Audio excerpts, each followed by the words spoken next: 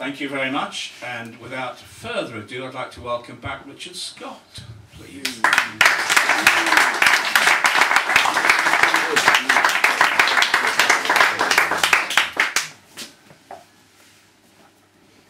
Thanks for having me back. It's very nice of you. So, weirdly enough, in this set, there's quite a few about religion. I'm not a religious man. I used to sing at church on a Sunday, and a friend of mine did as well, and after the service I'd go and have sherry with the vicar, and he would go to a sauna. Of course. He told me about this the Sunday after, and I always thought it was kind of an amazing thing to do after a church service. Matins.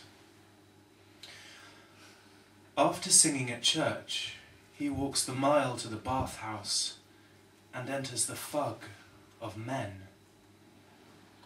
Not the smaller cabins intended for 2s and 3s, but the steam room for the hands, the lips that emerge from interior clouds to work him in warm silence, kissing the head, anointing the shaft, as he recalls the altar's lavish cloth pouring down onto the cool stone floor, the polished, perhaps solid gold candlesticks holding their burdens of white, slow-burning wax, and the kneeling figures in their scarlet robes, washing the grey, taken-down body.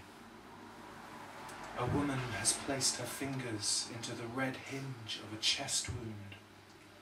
Below, the words read, "Save me, O God, for the waters are come in, even unto my soul."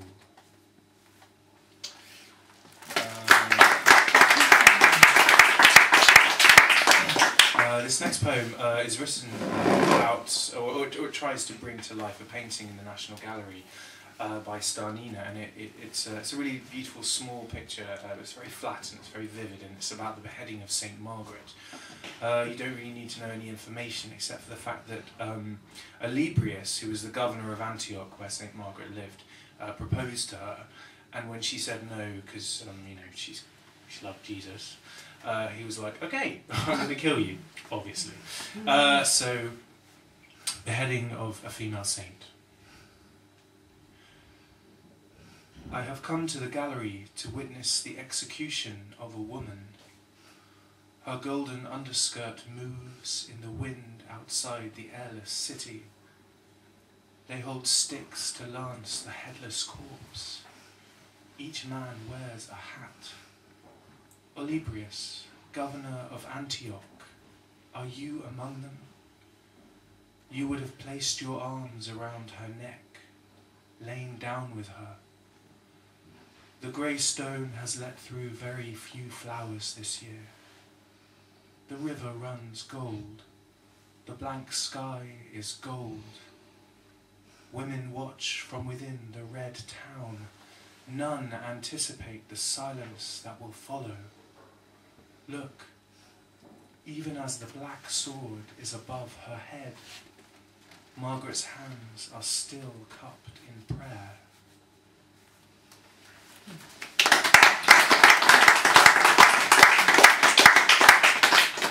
On Mare Street, where I live, there is a barber shop in the basement of my building, and these kind of places are fascinating, right? Because you like to kind of walk along the street and you're like, oh, someone's having their hair washed, and you kind of have a peer in. And obviously it's a bit weird and creepy if they look back and they're like, why are you watching me have my hair washed? But this is about that. Maz. In the barber shop beneath my building, the boys are listening to Bengali rap. A bearded one, perhaps 19, sharpens a cutthroat razor upon an ancient leather belt, crisscrossed with cuts like a butcher's block when a young man enters. They shake hands, pull in for a half hug, then a towel is offered, tucked in around his athletic sweater.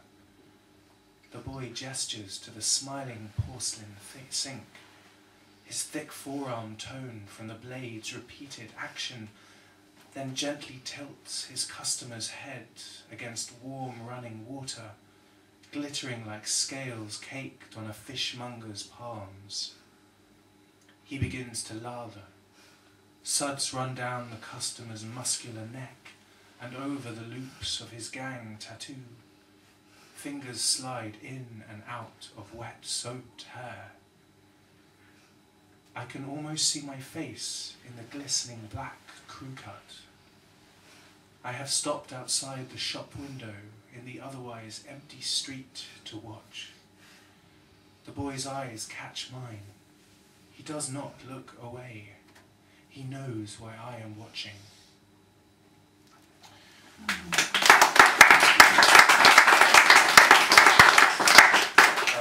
Another one from singing at church. Sometimes in Lent, in certain churches, they tend to cover over the more ornate statues with purple cloths that they call hunger cloths. I'm not really sure why it's exactly called a hunger cloth, but I know that they cover over the statues so that they don't want to detract from your prayer or your penance during Lent. And another thing that you need to know is that the poem talks about St. Sebastian, who is not only a martyr, but he's kind of artistically a bit of a gay figure, because he's always portrayed as very handsome. However, I take a bit of an issue with this, that you would look at someone who's kind of, in agony and think they're very handsome. Anyway, trainee priest at raucous Capel. Saint Sebastian stands covered with the hunger cloth, a hooded detainee from off the seminary television. We must give up the sight of him to focus on the bare Easter altar. Good Friday I will lift the veil, search his face for a clue of agony.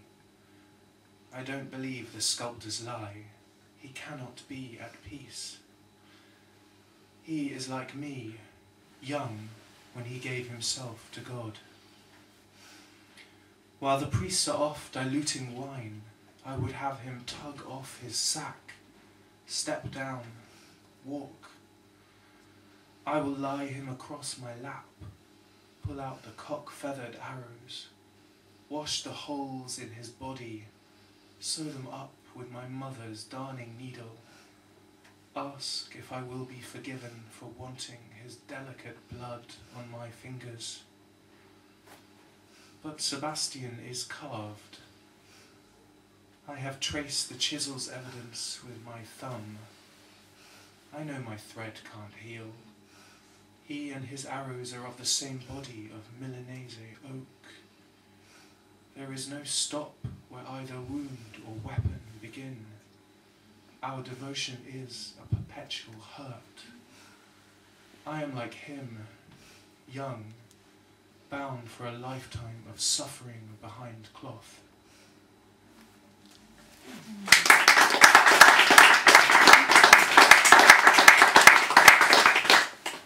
I have a friend who bizarrely fancies people that look like Jesus. And yeah, so if ever you tend to go for a drink with him, if someone with long hair and a beard walks in, he's kind of like, oh bye, and goes and chats to this guy. So I wrote this poem for him. Pilgrimage. How you loved Jesus, found him everywhere, even the rank queer bars of Vauxhall.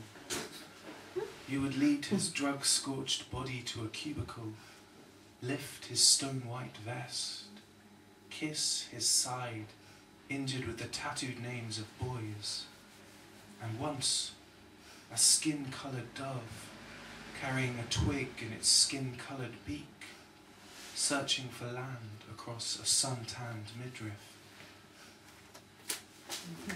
Thanks. And my last poem tonight, which is about a woman called Jeanne Barret, who was brave enough to be the first woman to circumnavigate the surface of the globe in the 17th century. She did this by dressing up as a man, of course, because women weren't allowed on ships for a whole host of bizarre, misogynistic and historical reasons. And she didn't get discovered. She made it all the way around the globe. Lucky for her, because they probably would have killed her and thrown her overboard. But this poem is not about that. It's about the moment in her life when she realises that she probably could do it. So before she makes the decision when she's living in France. Jean Beret observes the inlet. Roosting starlings watch the river continue its labour. Anglers draw their boats up onto the sand, erasing the hoof prints of cattle who retreat into the violet cedars. And as if they know they are alone, perch, rise up out of the dark, wake the inlet, and drive the water mad, grasping for damselfly, beetles, boatmen, mosquitoes, hawk moth and paper wasp. This water sport soundtracks the dusk, inestimable leaps into that other world through the fearsome belt of oxygen. All of us are capable of great change. You only have to watch the fish transform into dark birds swooping the surface at enormous speed to know. Thanks.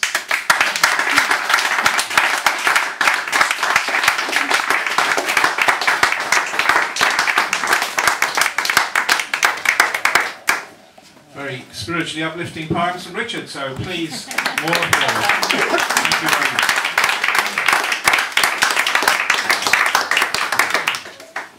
Now I'd like to welcome back Pauline Sewers. Yay! Thank you. Thanks for the mic adjustment. That's brilliant. I think so. Does this seem right to everyone? Yes. Yeah, great. Thank you.